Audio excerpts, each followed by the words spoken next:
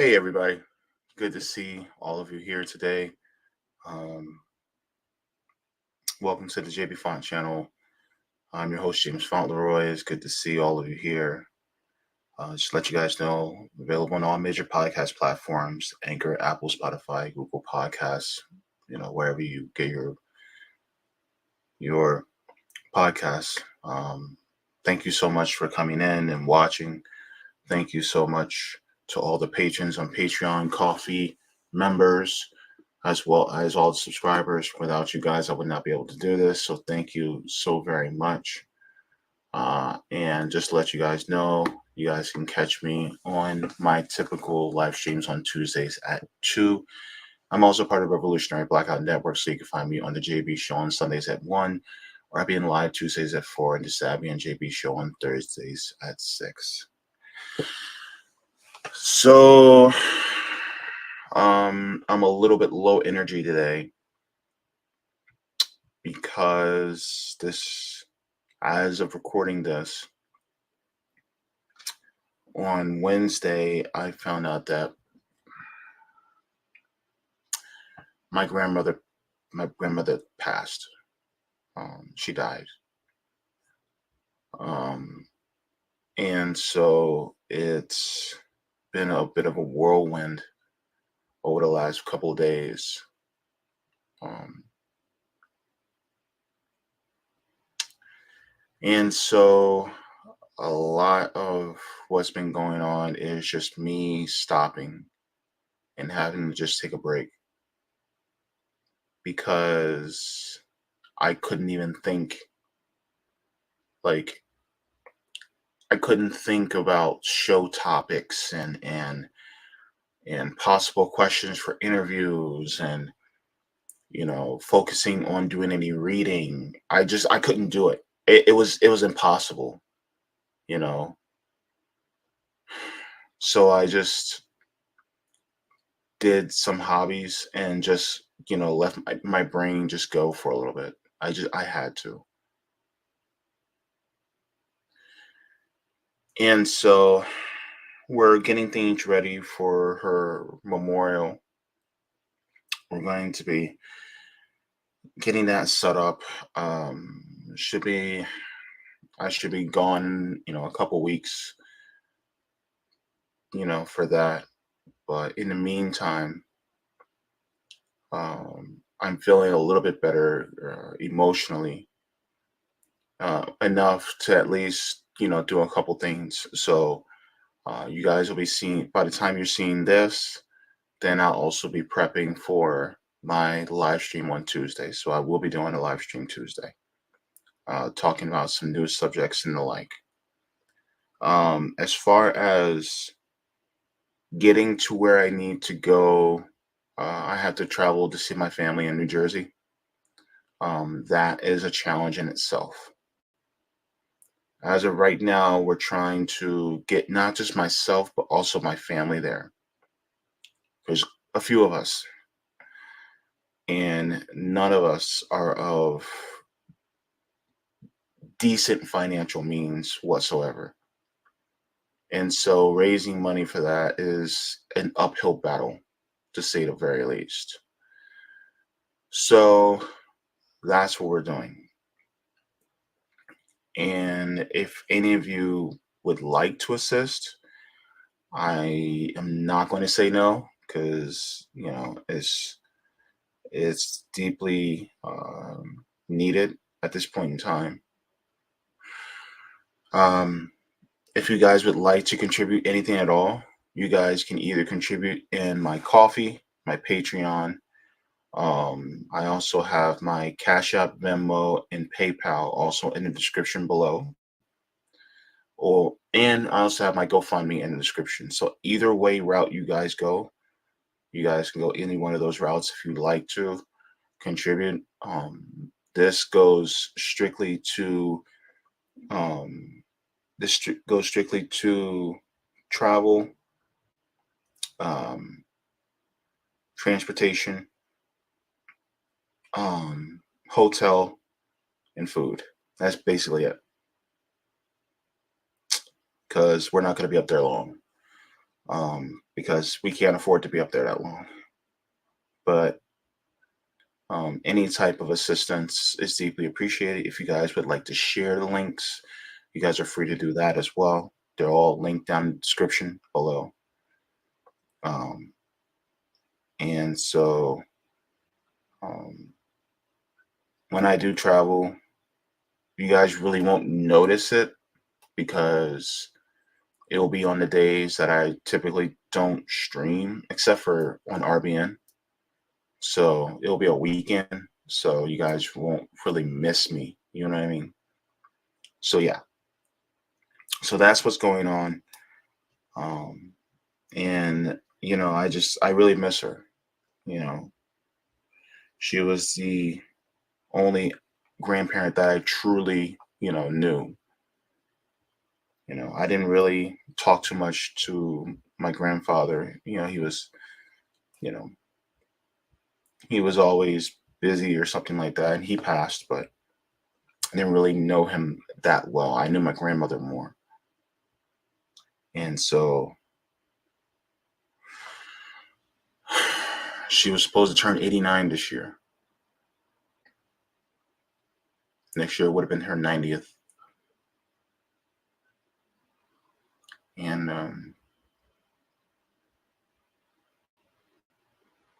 she was she was a no nonsense lady. She was a woman that spoke her mind. What you see is what you get. She doesn't sugarcoat. She was a very kind person.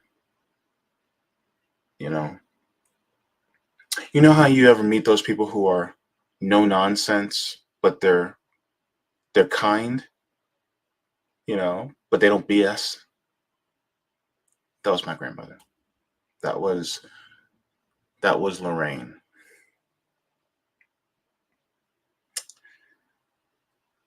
So yeah, that's what's going on. And whoever's watching, I appreciate you for watching and you know staying with me as I go over this information really quick before I get into the reading. But yeah, so thanks. Now, on to what the video is going to be about. Today, we're going to be doing the reading today, and I've been promising it for a few weeks now. It's by Dr. Devon Price. The book Laziness Does Not Exist.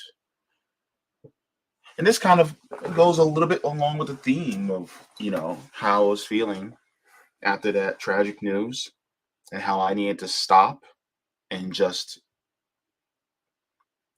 relax my mind and my heart and my body so that I can just sit and, begin at least the grieving process. And I'm still in that process right now, but it shows how important it is to embrace stillness. You know what I mean? So we're going to be starting on page 23. So we're in chapter 1, part 2 of this book. And this is actually very interesting because this actually goes into really the indoctrination of laziness, the indoctrination of how it really just um it's all encompassing within our culture, how we're designed or we're inculcated with this myth that if you don't produce like they want you to, then you're lazy, right? And so this even goes into pop culture or entertainment, and this dives deep. And so this is actually going to be a very interesting second part of part 1. So I'm excited to get into it. So let's go. Where does the laziness lie come from? The laziness lie is deeply embedded in the very foundation of the United States. The value of hard work and the evils of sloth are baked into our national myths and shared value system. Thanks to the legacies of imperialism and slavery, as well as the ongoing influence that the United States exerts on its trade partners, the laziness lie managed to spread its tendrils into every country and culture on the planet. So this kind of goes into the cultural hegemony that the United States has, on other nations around the world. So if you can see that, when you know, I put it like this: the other countries know more about the United States than we know about other countries. Isn't that the truth?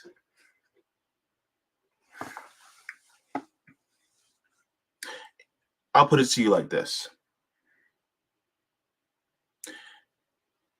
name 5 cities in Britain,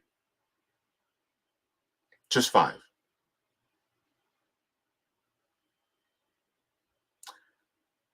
Name 10 African countries. Name 5 cities in China. You're gonna have a tough time doing it because we know more about our country than we do about theirs, but they know more about our country than we do about their country. It's just it's just wild when you think about it. Continuing, the word lazy is the word lazy first appeared in English around 1540. Even back then, it was used in a judgmental way to mean someone who disliked work or effort. Many etymologists believe it came from either the Middle Low German "lässig," which meant feeble or weak, or from the Old English "lisu," which meant false or evil. These two origins illustrate the odd doublespeak that work whenever we call someone lazy. When we say someone is lazy, we're saying they're incapable of completing a task due to physical or mental weakness. But we're also claiming that their lack of ability somehow makes them morally corrupt. It's not that they're tired or even dispirited in some way we might sympathize with.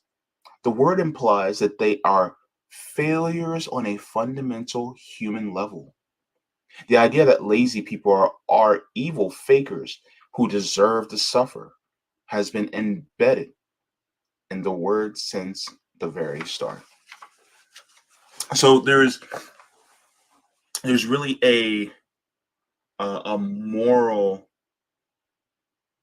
failing that is seen when you're classified as lazy, almost like a morally corrupt person, that you're no good because you're not productive, right? And so we internalize this moral failing into ourselves when in reality we're just exhausted. It's the demonization of exhaustion.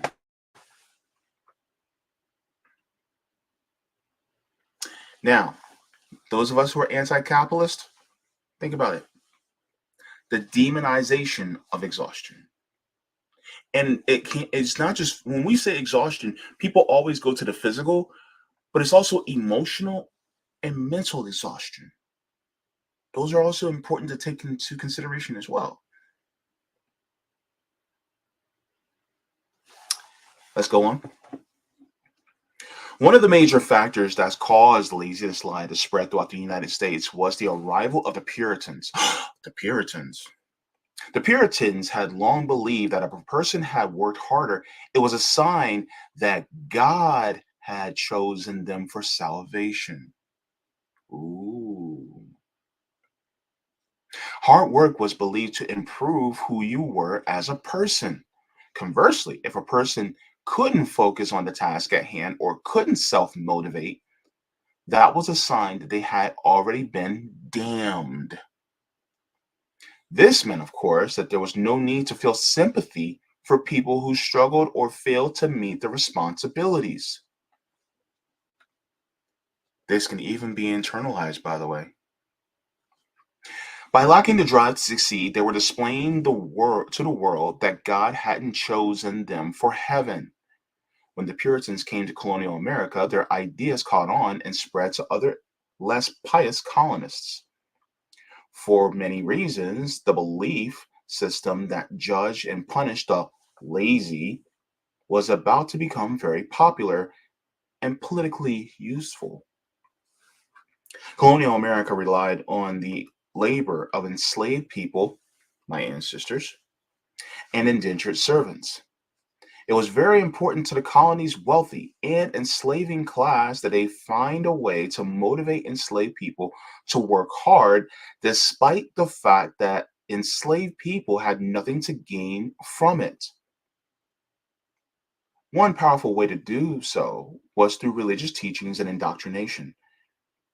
A productive, a productivity based, a productivity obsessed form of Christianity evolved from the older, more puritanical idea that work improved moral character, and pushed it was pushed on enslaved people. This form of Christianity taught that suffering was morally righteous and that slaves would be rewarded in heaven for being docile, agreeable, and most important, diligent. Think about our education system.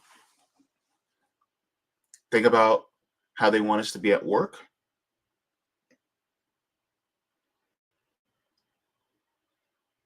Obedience, even if that obedience meant following something that was damaging or immoral to someone. Blind obedience. On the flip side, if an enslaved person was slothful or lazy, there was something fundamentally corrupt and wrong with them. Enslavers made it a point to keep enslaved people as busy and exhausted as possible out of fear that idle time would give them the means to revolt or riot. Some of you who may have been religious either now or in the past, I think you remember that saying, that like an idle mind is the playground for the devil, something like that. Like being an idle is like not good, like the idle hands, you know? Man, just this indoctrination just spreads deep into our culture. Even more disturbing, enslaved people who tried to run away from bondage were seen as mentally ill and suffering from, quote, runaway slave disorder, end quote. This is why we got to be careful about what some people say regarding certain people who are fighting for their liberation. Like, for instance, trans people, right? A lot of people are now starting to use this antiquated idea that, oh, well, trans people who have gender dysmorphia, there is just a mental disorder that they just need to be corrected on so that they can accept the gender that they were born as. They used to think that slaves wanting to run away, the enslaved people wanting to get free, was actually a disorder, when in reality, they were just seeking a more just, dignified existence.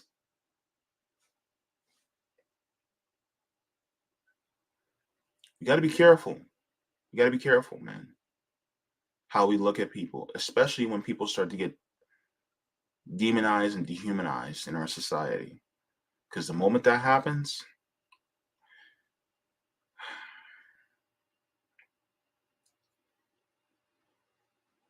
that's when it takes over.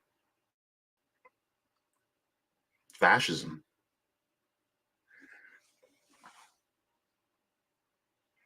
By not accepting their proper role in society, they were demonstrating that they were broken and disturbed. This worldview became the foundation for American capitalism.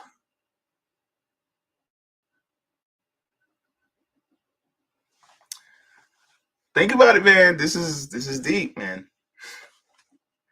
The laziness lie had been born. It would quickly spread to other marginalized people, including indentured servants, poor white laborers, and Native Americans who had been forced into government boarding schools. These exploited groups were also taught that working hard without complaint was virtuous and that desiring free time was morally suspect. Why do you want time off? Why do you want a vacation? As the Industrial Revolution changed the landscape of the country, with more and more Americans working long hours in manufacturing plants, the laziness lie was pushed even more.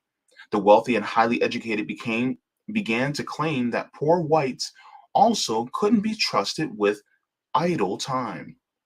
In fact, too many breaks can make a person antisocial.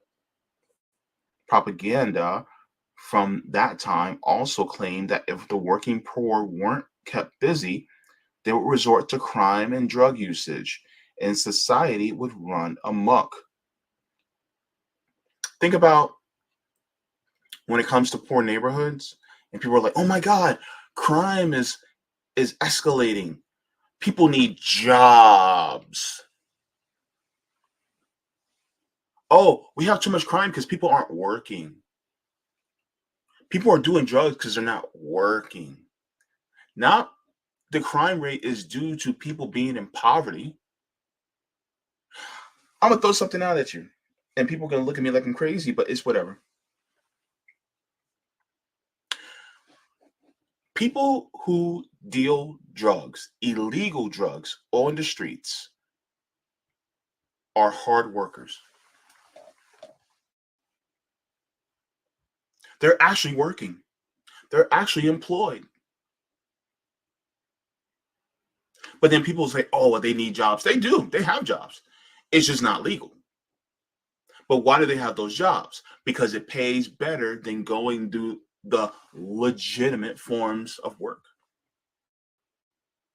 Because the system forces poverty upon them. So they have to go that route in order to be able to sustain their lives.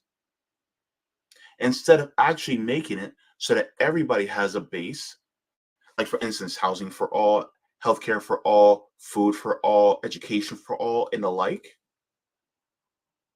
Instead of having that, you're forcing them to sell drugs under duress. So they're actually productive. It's just not in the way that you morally think that they should be productive. And if you really want to change that, then guess what? You take back the wealth that was stolen from us, from the billionaires and from the major corporations. That's how you do it. It's not that they're lazy, that they're not working hard enough. No, people in the hood, they work hard. They work really hard. In fact, they should take more breaks. But because of the system that we have, they can't afford to. Laziness has officially become not only a personal failing, but a social ill to be defeated, and it has remained that way ever since. We can see the dogma of the laziness lie in popular media from that period as well. In the late 1800s, writer Horatio Alger published numerous stories in which struggling, impoverished characters were able to rise to the upper classes through hard work. The popularity of these books led to the idea that poor people simply needed to pull themselves up by the bootstraps if they wanted to live a comfortable life. In the 1950s and beyond, evangelical preachers promoted the similar idea of the prosperity doctrine, which claimed that if a person to devote their life to serving Jesus, they would be rewarded with bountiful job opportunities, wealth, and success. Does that remind you of somebody? In the decades that followed, the laziness lie found its way into countless films, plays, and TV shows. From the national myths of Paul Bunyan and Johnny Appleseed to the strong, independent cowboys on the silver screen to the memoirs of entrepreneurs like Conrad Hilton, father of Paris Hilton. One of the most privileged legends in American culture became the tale of single-minded, hard-working man who had created his own success and changed society through the sheer force of will.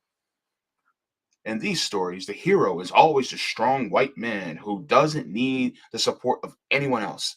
He's usually a bit of a social island with no close connections their to other people and a disregard for society's rules in general. In every way, he is the picture of independence, and it's through his strong personality and doggedness that he succeeds. These myths, though inspiring and appealing to many, carried with them the dark implication. If a person didn't succeed, it was because they weren't doing enough. Hmm. For people who believe in the laziness lie, things like economic reform, legal protections for workers, and welfare programs seem unnecessary. Those who want to succeed just need to pull themselves up by their bootstraps, after all. Research from the past 3 decades consistently shows that a majority of Americans do, in fact, think this way. For many of us, our first instinct is to generally blame a person for their own misfortune, especially if we can pin that misfortune on laziness. Research also shows that when we believe the world is fair and people get what they deserve, we're less likely to support social welfare programs and have less sympathy for poor people and their needs. So whenever you think of the word welfare, what does that bring to your mind? What type of feelings does that envelop in you? Do you get this feeling of people that just sit around all day, that do absolutely nothing, and that we just, fund their lives, so to speak? Is that what it is? And here's my question. So what if somebody's sitting on the behind watching TV all day because they're living in poverty? So what? They're living in poverty. And is it because didn't work hard? No. A lot of times people are sitting around doing nothing because come here. Because they're experiencing mental and emotional exhaustion. And mental and emotional exhaustion is physiological, which means that people also carry that over to physical exhaustion. So sometimes the people who don't have the motivation to do what they need to do in order to be aspirational or to pull themselves up by the bootstraps, so to speak, it's a physiological exhaustion.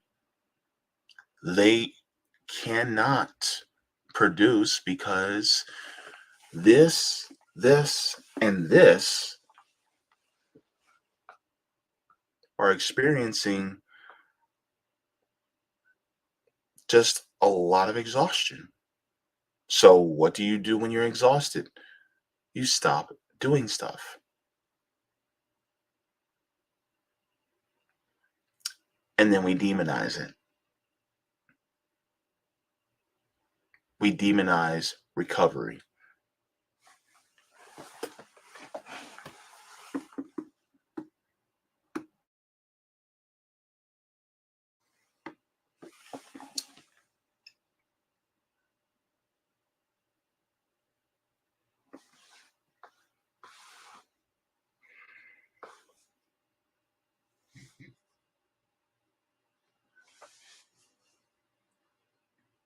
Much like the parents I've seen discouraging their children from giving money to homeless people, many Americans believe that generosity, compassion, and mutual aid is wasted on the lazy. Furthermore, if we believe that the world is created solely by independent people, we may come to think that there's no need for us to be interdependent or compassionate. We may even come to relying on other people as a threat to progress. Decades of exposure to the laziness lie has had a massive effect on our public consciousness. It's made many of us critical of other people and quick to blame the victims of economic inequality for their own deprivation. It has made us hate our own limitations, to see our tiredness or desire for a break as signs of failure.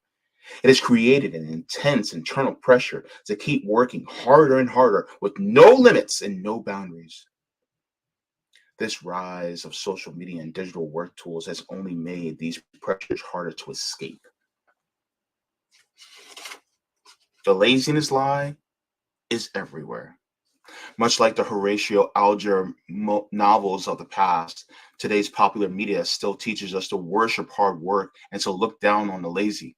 From the films we watch on YouTube to the YouTube videos that we keep company on our lunch breaks, we're inundated with stories that praise diligence and individualism.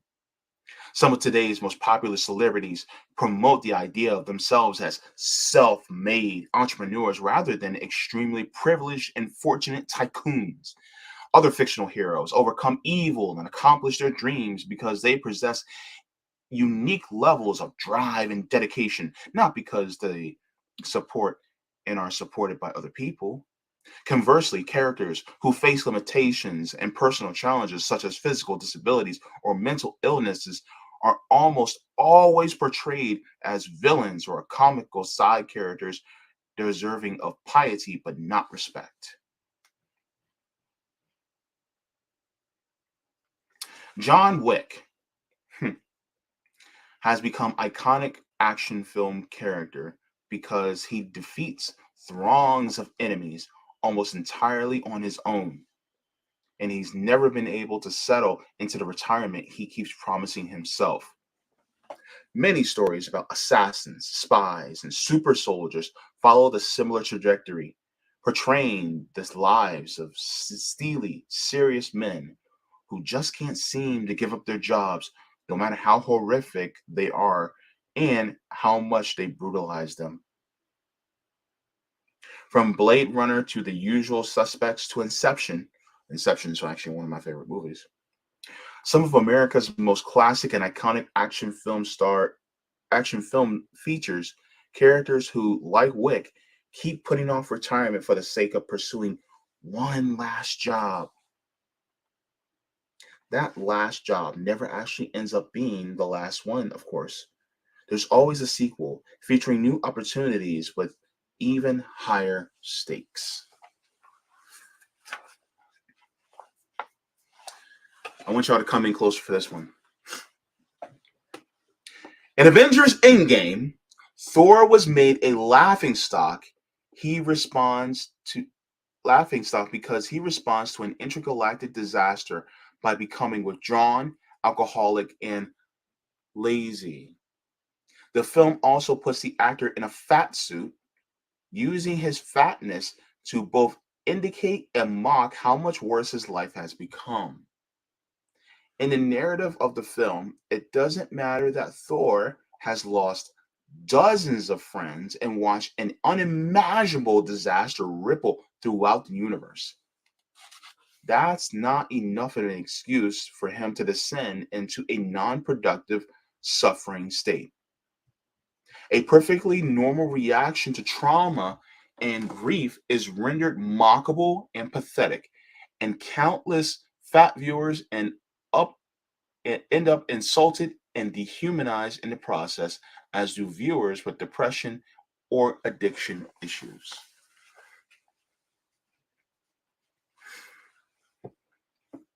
This obsession with a strong individualist character has permeated our culture for decades. Films like The Matrix Star Wars and the Harry Potter series all emphasize the importance of their lead characters being chosen ones who must sacrifice everything in order to defeat evil. These characters may have support networks and sidekicks who help them through the story, but when the final moment of triumph comes, they've almost always had to suffer and struggle alone to earn it. They were told they possess a unique ability no one else has, and they have no choice but to use that ability to save the world. This teaches viewers that our skills and talents don't really belong to us, they exist to be used. If we don't gladly give our time, our talents, and even our lives to others, we aren't heroic or good. Coming a little bit closer. Many of those popular children's TV shows of the moment, such as Dragon Ball Super and My Hero Academia, also focus on relentlessly hardworking people to exert themselves to the point of injury or pain. Look, as somebody who watched Dragon Ball Z as a teenager, and hell, I watched Dragon Ball Super as an adult, this is so true. How many, look, during the Namek saga, when Goku was training as he was on his way to Namek, what happened? He was training in 100 times Earth's normal gravity, harming himself to get stronger.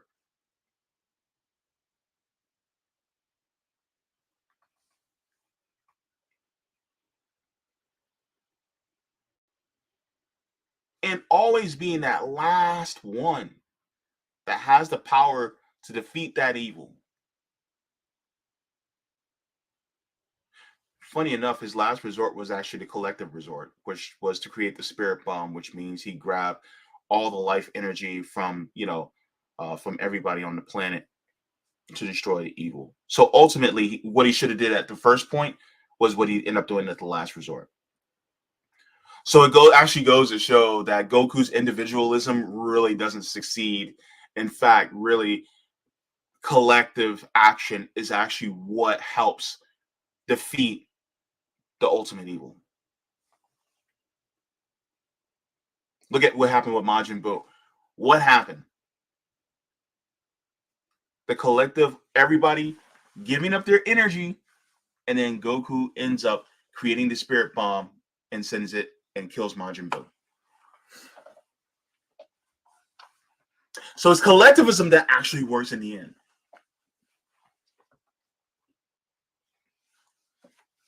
Interesting, right? Anyway,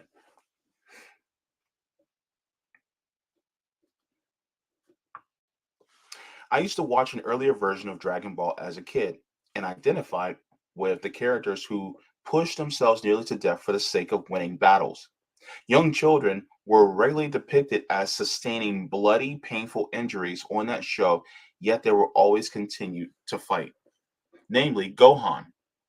Gohan trained and he got himself beaten, bruised, bloody, and damn near broken. Hell, in the Frieza saga, they killed Dende. So yeah, this is depicted towards us kids though. At the time, I admired their dedication and wanted to be tough just like them. As an adult, I'm pretty horrified at the violence and outright child abuse that's being celebrated on shows like those as hard work. Even more morally complex, modern children's shows like Steven Universe and Avatar: The Last Airbender. Yup, Dr. Devon Price is coming for them too. Still teach children that it's up to a singularly motivated individual to save the world. If that person has to sacrifice everything in order to do their job, so be it. In reality, of course, fighting for change is a much more gradual, collab- collaborative process. Sorry, I can't say that word for some reason. Isn't this interesting? Even our shows that we used to watch as kids,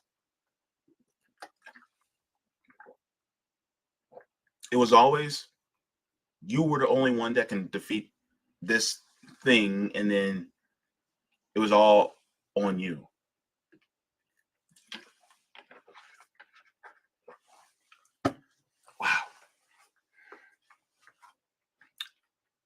Let's get into the influencers. Instagram influencers and popular YouTubers were also major peddlers of the laziness lie.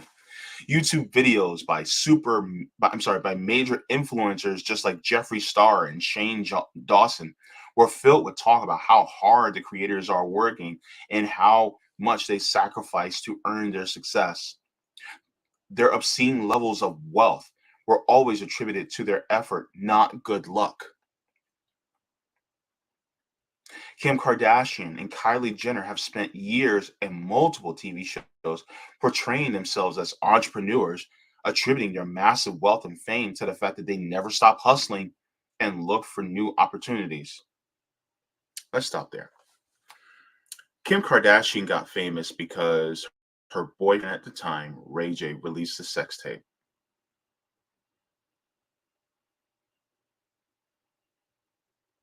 If that sex tape had never been released, would anybody know who Kim Kardashian is? Because you wouldn't know who Kylie Jenner was if you didn't know who Kim Kardashian is.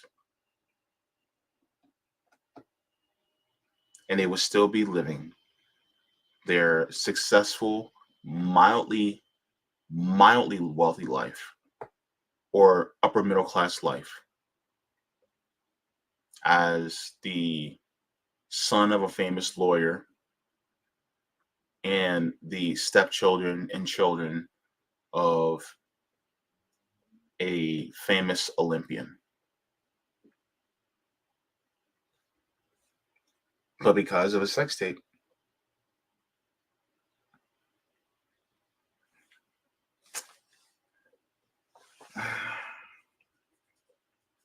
hmm. When Instagram influencer, model, and comedian Ricky Thompson became famous enough to sell merchandise around the time he hit 4 million followers, the first item he revealed was a t-shirt with his catchphrase, quote, booked and busy, end quote, printed on the front. These massively popular figures cannot stop hammering home the importance of remaining busy. It's the constant narrative theme in their lives and work. Video game and comedy YouTubers often dabble in the same themes, talking about how devoted they are to their fans and how much time they're putting into each project. Some streamers rarely fall asleep on camera. This is crazy. Falling asleep on camera. Can you imagine watching me for a long time and then watching me fall asleep on camera? Because their devotion to constantly generating content runs that deep. Some performers stay on camera for more than 24 hours at a time. In one infamous case, a streamer died on camera due to sleep deprivation and physical exhaustion. He had been streaming for 22 straight hours at the time of his death. If I ever, if I ever stream, decide to stream for 24 hours, y'all better slap me in the face. It is not, it is not worth it. In some ways, it can be positive for children and other viewers to hear from self-made success on a regular basis. Social media has demonstrated, social media has democratized who gets to be famous and successful to an extent. That's what it says. Sometimes black queer 20 somethings like Ricky Thompson generally do ascend to fame and wealth because they produce excellent videos and work very hard. Yet for Ricky Thompson, every Ricky Thompson, there's a Jeffree Star, a massively successful YouTuber and makeup magnate who lives in an opulent mansion while his employees toil away in his warehouses making the products that earn him his wealth.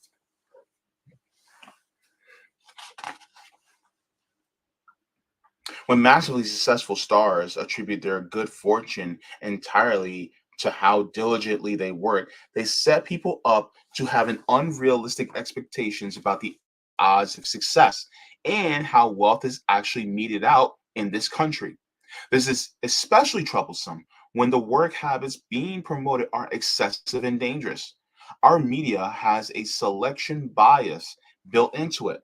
We rarely get to hear from the people who worked equally hard but failed or lost everything because of it.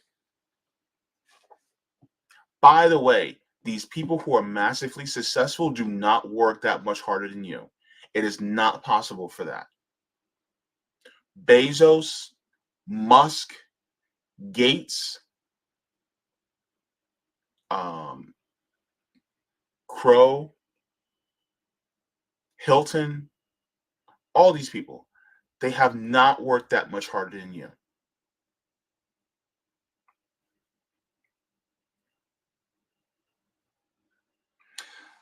The musical comedian Bo Burnham, whose career started on YouTube, describes this phenomenon very well. Quote, don't take advice from guys like me who've gotten very lucky. Taylor Swift telling you to follow your dreams is like a lottery winner saying, liquidize, li- liquidize your assets, buy power tickets. It works, end quote. Yeah. People are like, follow your dreams. And it's like, that only works for a very, very small few people. Oh my God, all I did was just follow my dreams and look at me now. When in reality, we live in a system where it is built for a very small minority of people to follow their dreams. Our media rarely shows people setting limits, asking for help, or devoting their lives to the things that make them feel happy and safe. Of course, it is much harder to tell a story about a happy person with a fulfilling, healthy life than it is to show violence, toil, and struggle. Strong, independent heroes are captivating to so many of us we belong because we long to have the power and dedication they possess. As much as I'm troubled by the themes in many of these stories, I still get a rush from watching John Wick murder throngs of enemies with only a library board and sheer force of will. Still, there's a real social cost to the fact that we're taught time and time again that we should never give up or ask for help when there are many times that a person needs and deserves a break. Man, this is amazing. It is not just popular media that teaches us work relentlessly without stopping. The laziness lie is also promoted in our schools. Our modern day educational system was formulated during the Industrial Revolution. It was designed to train students for employment in warehouses and manufacturing plants. Today, the structure of the school day remains remarkably similar to the structure of the average workday. There are rigid schedules and arbitrary deadlines that don't take into account what else is going on in a student's life. Absences or changes in the routine can get a child in trouble. Children who struggle to focus or sit still for 8 hours are treated as problems to be minimized. Students who aren't naturally gifted in a subject or given less attention and support, so are kids who don't fit the stereotype of what is talented students looks like because of their gender, race, or socioeconomic status.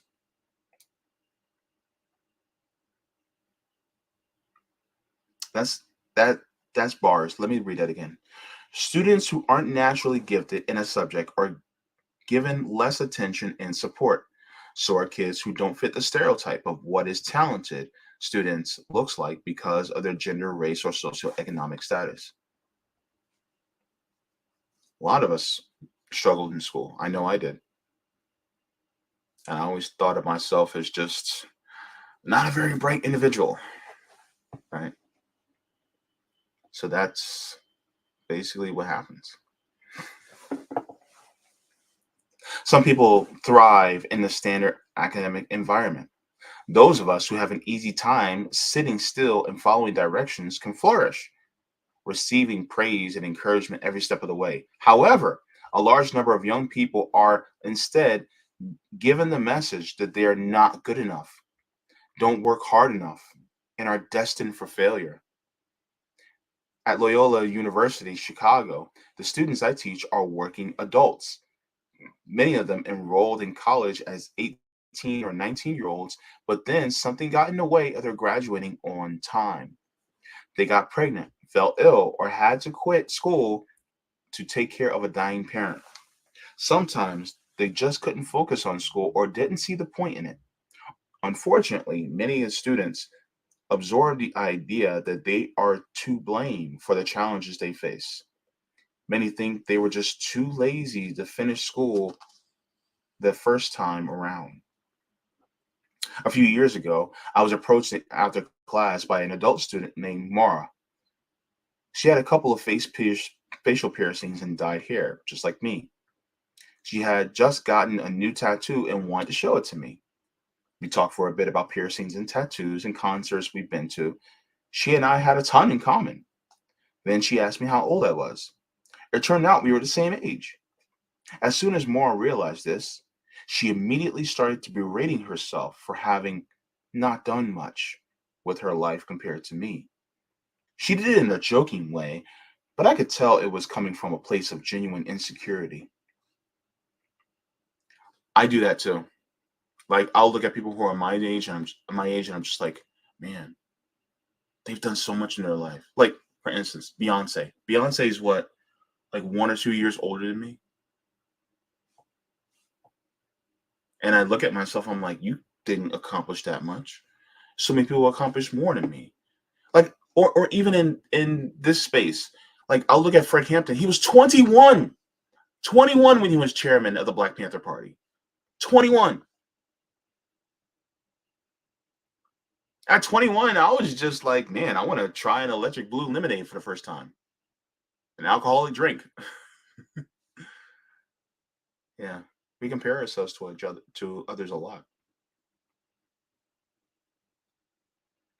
I do similar things when I discover a successful person who's younger than me because I've been taught to constantly measure my accomplishments and see how they stack up against somebody else's. I feel threatened when a person seems to be ahead of me, yet I don't tend to evaluate other people's lives in that way. I started asking Maura about what she'd been doing throughout her 20s. I learned that she'd managed a large retail store for several years while taking classes part time and raising a child. She also had several roommates, all of whom were younger than her, and often found herself falling into the same mom role for them. She had to drive them to work when their cars broke down and look after them when they got sick. On top of all that, Mara's ex husband was in the military, and for years, Mara had traveled with him, unable to find a job on the basis where they lived. Mara had clearly lived a rich, responsibility filled life. Her 20s had been much more interesting and challenging than my own, yet she believed that she had done nothing with all that time. She was a more mature, well rounded person than I was. I tried to tell her as much, but I'm not sure she believed me. After all, she had been told by many professors that at that point she wasn't applying herself or trying hard enough. At the same time she was taking my class, Maura was failing another course because her professor wouldn't let her retake an exam she missed because of an emergency at her job. Like so many of my adult students, Maura seemed sleep deprived and checked out from time to time. But from speaking with her, I realized that it was because she had so much on her plate. It was easy for a teacher to mistake exhaustion for apathy or a lack of motivation. Yet I almost always find that when I sit down with students who seem unmotivated, they're impressively productive people who fill their days with full-time jobs, self-improvement, and service to others. Despite all of this, many of my most dedicated students believe that they are lazy. Often it's because some teacher in their past berated them for circumstances beyond their control. The laziness lie has also followed us into our homes and private moments.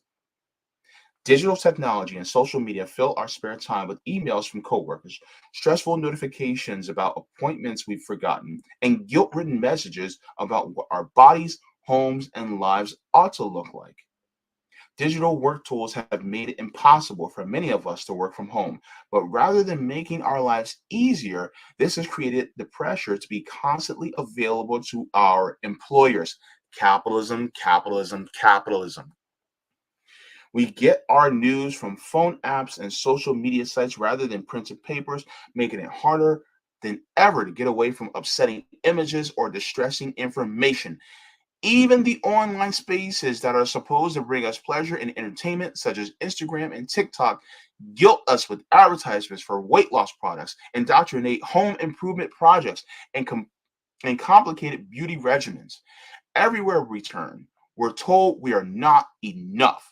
And when we finally disconnect from this constant stream of shame and pressure, we often feel guilty for disappearing on our colleagues, family, and friends.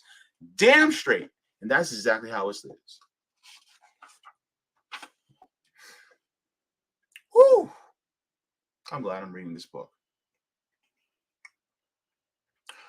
Why you feel lazy. When I tell someone I don't believe laziness exists, a funny thing usually happens.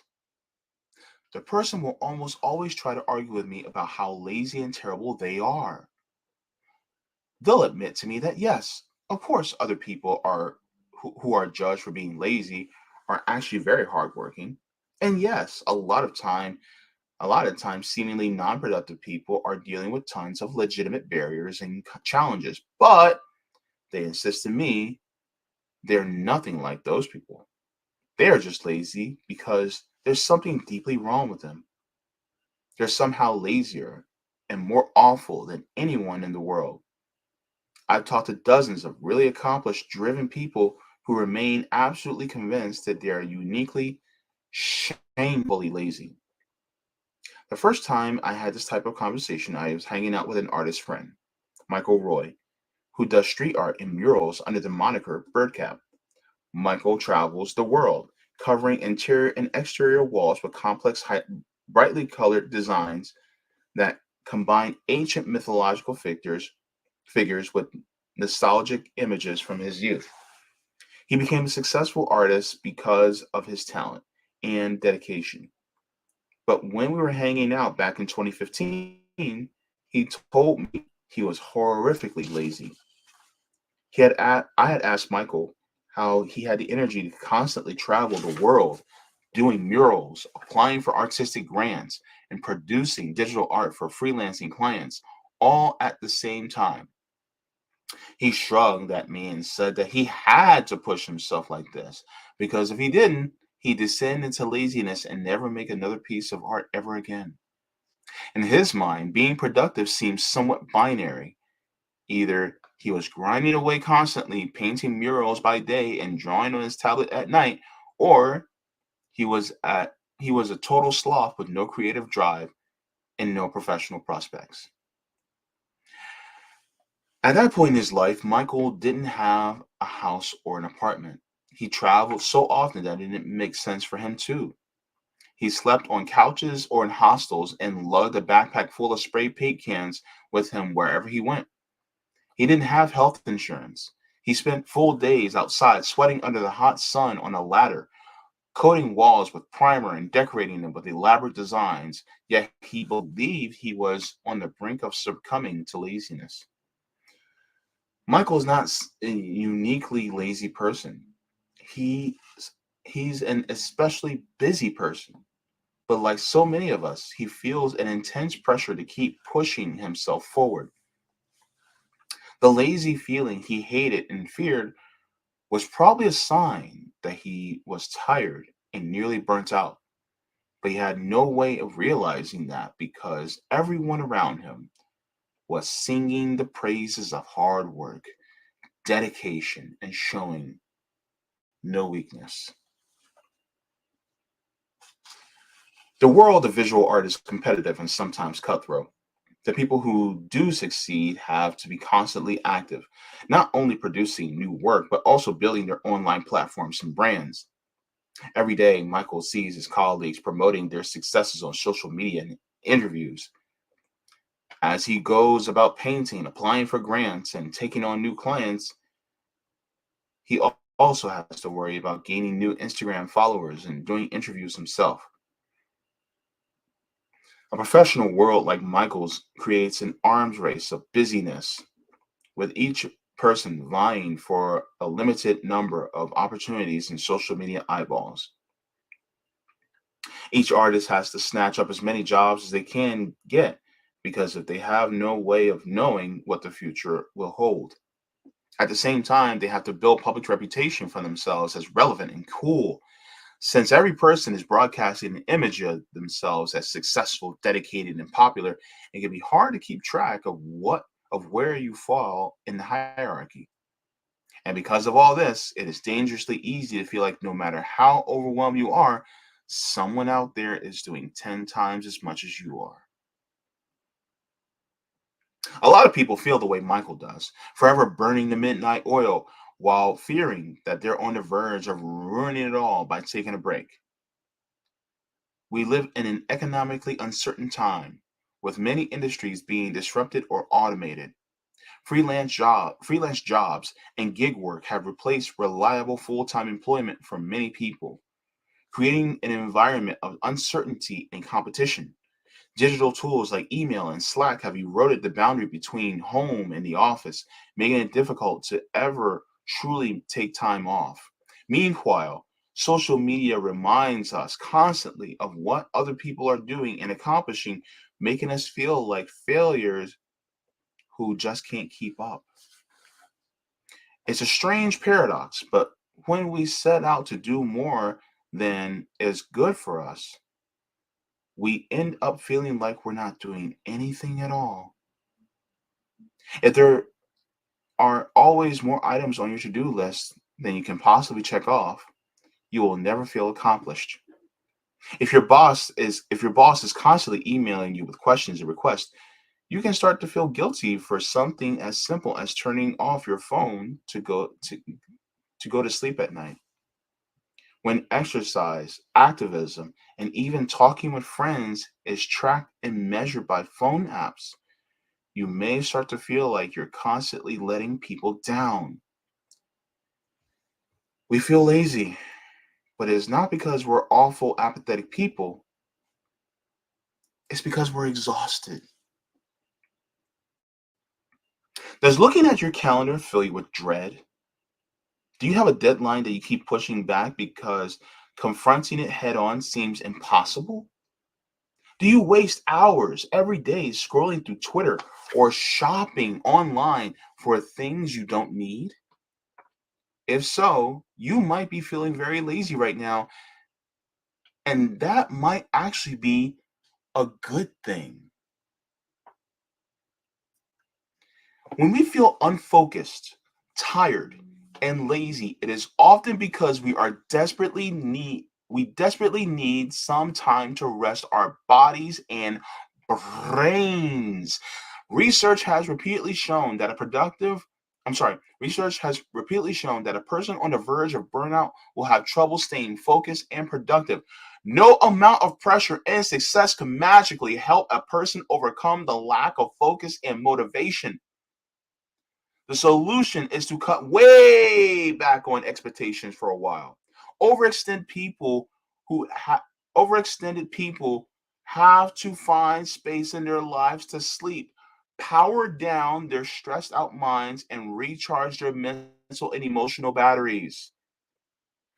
You can wait until you reach the breaking point like Max or and I did, or you can prevent illness and burnout by being gentle with yourself before it's too late. The laziness lie has tried to convince us that our desires for rest and relaxation make us terrible people. I'm going to repeat this again. The laziness lie has tried to convince us that our desires for rest and relaxation make us terrible people. It has made us believe that having no motivation is shameful and must be avoided at all costs. In reality, our feelings of tiredness and idleness can help save us by signaling to us that we are desperately in need of some downtime. It's an alert system. if you're feeling unmotivated, if you feel like, I just don't feel like doing this, it's because your body's telling you that you shouldn't. But because of the system that we live in, if you do, some of us will end up homeless, will end up hungry, will end up unhoused. We won't finish our education.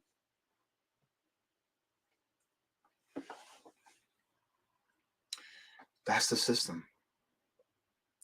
When we stop feeling lazy, when we stop fearing laziness, we can find time to reflect and recharge, to reconnect with the people and hobbies that we love, to move through the world at a more intentional, peaceful pace. Wasting time is a basic human need. Crazy, right? Once we accept that, we can stop fearing our inner laziness and begin to build healthy, happy, well-balanced lives.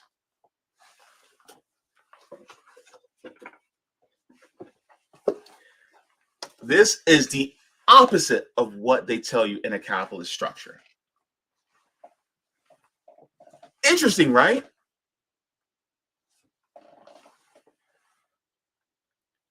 Your fatigue, your mental, emotional, and physical fatigue are signs from your body telling you you need to stop,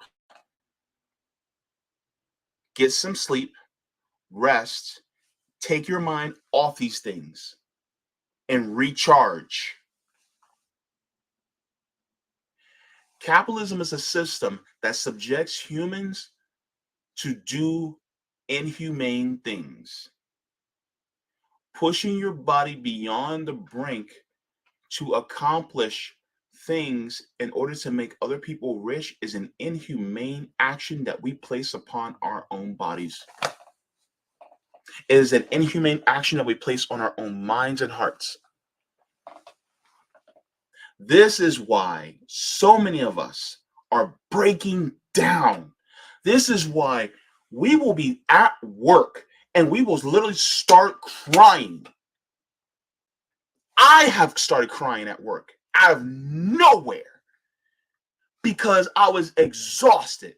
It didn't matter even if I got sleep the night before. I was mentally exhausted. Lord, let me tell you, I used to sit there every day and go, I don't want to go to work. I used to be just dead in my eyes. I just don't, I don't want to go to work. I don't want to do it. When I first got on kidney dialysis, this is years ago, back in 2007, when I finally got approved for my disability benefits and I didn't have to go back to work, there was this feeling that came deep within me. It was this feeling of relief. I didn't have to go to work. I could just stay home. And then after that feeling of relief, boom, the feeling of guilt came over me. That I was mooching off of other people who are paying their taxes. That I'm mooching off of the American government. That I'm mooching off of others. That's how I felt. That's how I felt. As soon as right after that feeling of relief, I got hit with a feeling of guilt.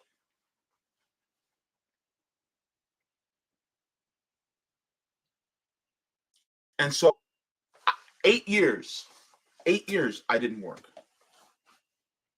I went to dialysis and I came home. I went to dialysis, came home. Until my disability benefits weren't enough for me to live on. Then I went back to work. But I didn't go back to work because I wanted to. I went back to work because I had to. I went back to work because I was under duress. And then when I was working, my body screamed at me. My body shook me because I started feeling intense pains in my body. because I was working so much. For 2 years, nonstop, work, dialysis, work, dialysis, work, dialysis. And it kept on every single week after week, no breaks until my body said stop.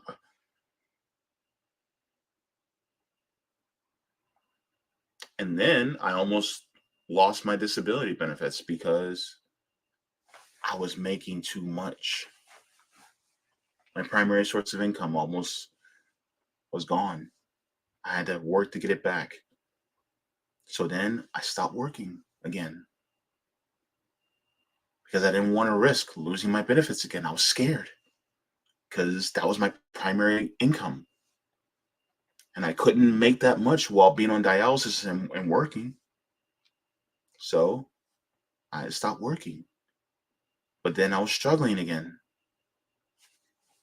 So what's a guy to do? So then I created a GoFundMe to help me with living expenses because I had no other place to turn.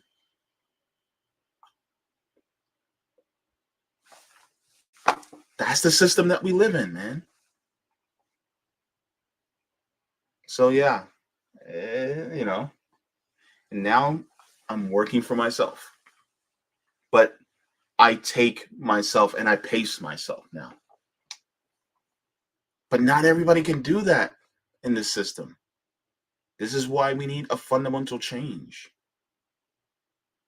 This is what I see for all of us. We need that fundamental change because it's literally subjecting us to push ourselves to be robots. And no matter what we do, no matter how hard we push ourselves, we will never be robots. So, you know what the capitalist dictators are doing? You know what they're doing? They're like, well, if you can't be robots, then we'll get actual robots and we'll automate everything. But they still want you to toil and work hard so that you can get their shit. So you can buy their stuff. So that's the system that we live in. And this is why they thrive on that lie of laziness. Huh. Yeah. So yeah, that's it for today. Thank you guys so much. I went a little bit further than I wanted to in the reading, but I didn't. I wanted to start off fresh for chapter 2 in the book, and chapter 2 starts on page number 37. And so chapter 2 is an interesting title. Chapter 2 says rethinking laziness. So that's chapter 2.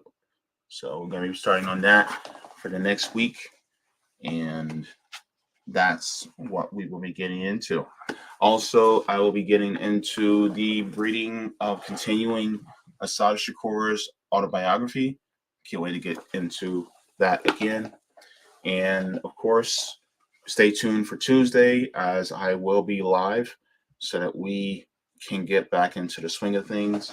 And I just want to thank all of you um, for your well wishes, your condolences, your support. It meant a lot.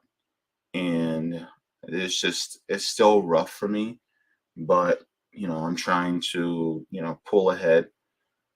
The grieving process is, person to person. It's an individual process. But, um, I'm taking my time. And, if you guys are going through a process of grieving, there's no time limit on it. And you grieve the way you need to. Don't let anybody, tell you that, oh, you're still not over the. No, you have to process it yourself, right? So just uh, continue to get your rest however you can. Unfortunately, it's easier said than done in this system, but do what you can when you can for yourself. Rest and rejuvenation is a rebellious act in the capitalist system.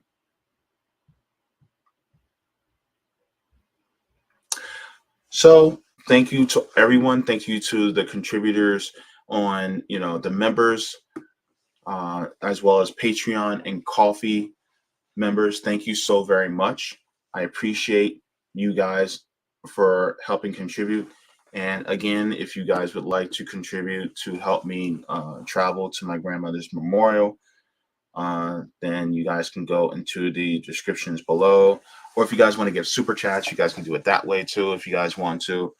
But thank you so very much for your assistance and your compassion and kindness. It means a lot. And thank you from the top and bottom of my hearts.